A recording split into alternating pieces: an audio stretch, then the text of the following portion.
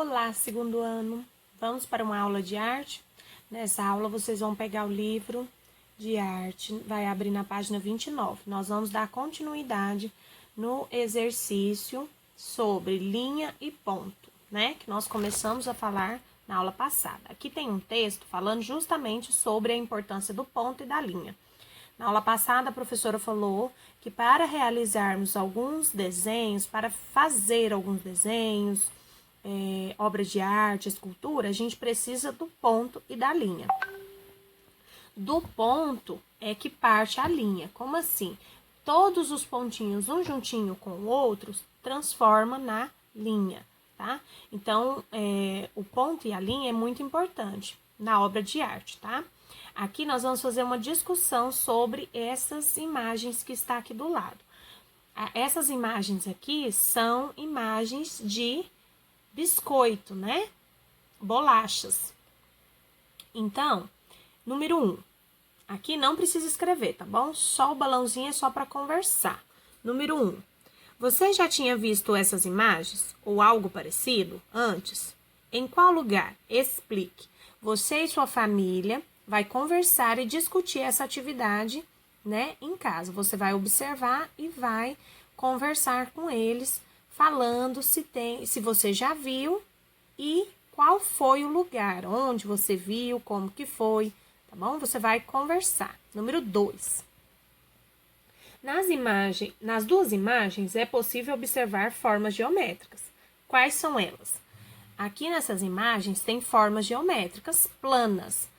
As formas geométricas planas são quadrado, círculo, retângulo, triângulo, tá bom? Então, aqui nessas imagens tem círculo e quadrado, tá bom? 3. Em quais coisas existentes no mundo encontramos essas mesmas formas geométricas? Você vai aí na sua casa mesmo observar alguns objetos e vai falar quais desses objetos têm o formato de círculo e de quadrado, tá bom? E logo em seguida a professora vai mostrar um vídeo explicando mais sobre linha e ponto, tá, meus amores?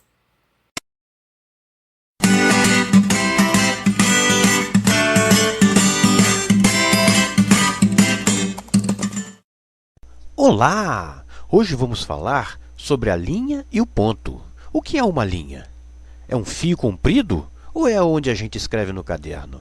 Na verdade, a linha é uma continuação de pontos. A linha é uma continuação porque existem muitos pontos em uma linha. Com a linha, você pode desenhar, escrever ou até mesmo rabiscar. As linhas podem ser retas, curvas, complexas, sinuosas, quebradas, etc.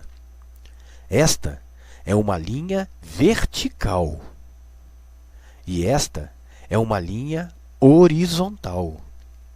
Pegue papel e lápis e comece a fazer todo tipo de linhas que vier na sua mente.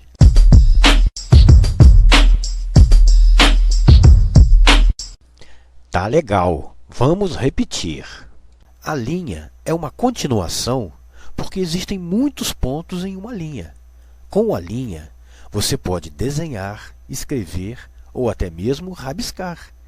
As linhas podem ser retas, curvas, complexas, sinuosas, quebradas, etc. Esta é uma linha vertical e esta é uma linha horizontal. Pegue papel e lápis e comece a fazer todo tipo de linhas que vier na sua mente.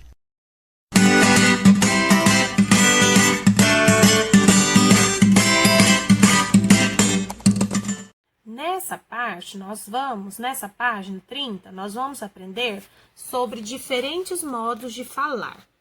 Cada região tem um modo e uma linguagem, tá bom? Diferente.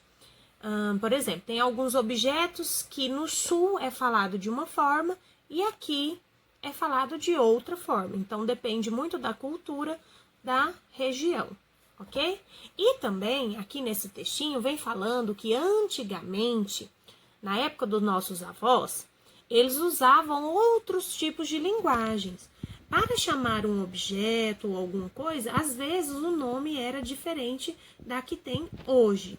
Por exemplo, aqui está falando da ceroula. O que é ceroula? Ceroula é esse aqui, ó, esse desenho aqui. É um tipo de cueca. Antigamente, eles não usavam esse termo, cueca, eles usavam ceroula, tá? Então, esse aqui é só um exemplo. Você vai fazer a leitura do texto para compreender melhor, tá? Mas a professora acabou de explicar que são tipos de linguagens falados antigamente e hoje, e dependendo da região onde você mora.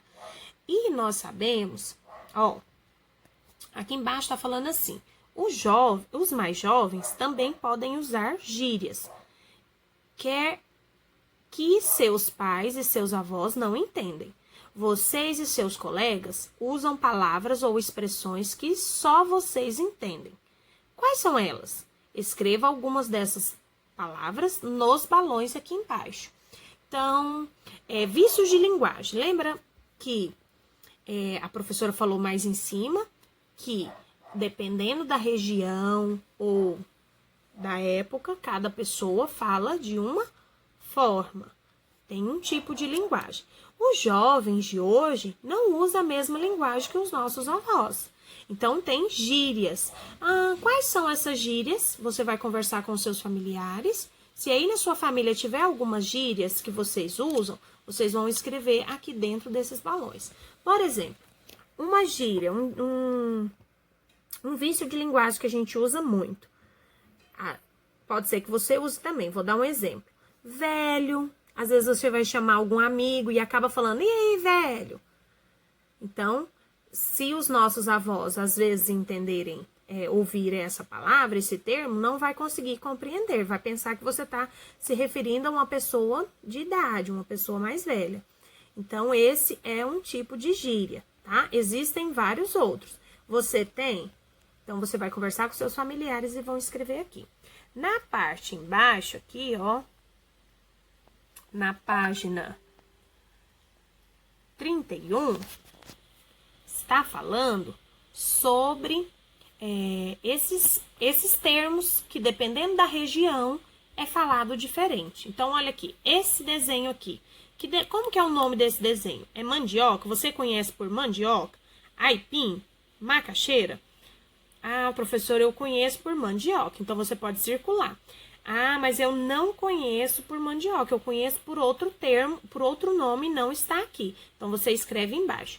E assim você vai fazer com os outros desenhos. Você vai observar o desenho e vai ver qual é a maneira que você conhece essa fruta, esse alimento, vai circular. Se você conhecer por outro nome, você vai escrever aqui embaixo, tá ok?